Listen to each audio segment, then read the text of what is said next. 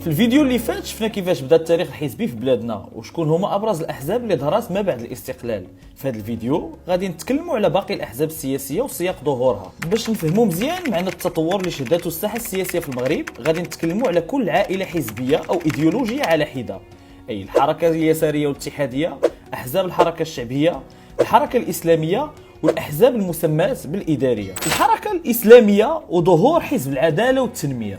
سنة 1972 اعترفت الدولة بحركة الشبيبة الإسلامية اللي أسسها عبد الكريم مطيع سنة 1969. هذه الحركة غادي تخرج منها عدد من الجمعيات الإسلامية، منها الجمعيات اللي توحدات وأسست رابطة المستقبل الإسلامي سنة 1994 بقيادة أحمد الريسوني، ومنها جمعية الجماعة الإسلامية اللي تأسست سنة 1983 بقيادة عبد الإله بن كيران، وهي نفسها اللي غادي تغير الاسم لحركة الإصلاح والتجديد بقيادة محمد يتيم سنة 1992.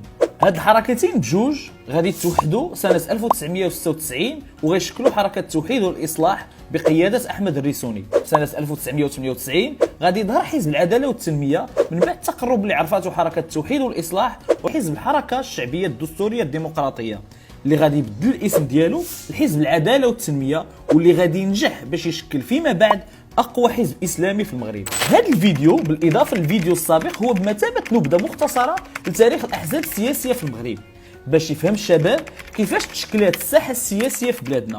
الأحزاب السياسية مهمة في كل الديمقراطيات، داكشي علاش خاص نقويوها باش تقوم بالدور ديالها كما يجب عبر الانخراط والمشاركة الانتخابية، سواء عبر التصويت أو الترشح أو حتى الملاحظة أو مراقبة الانتخابات.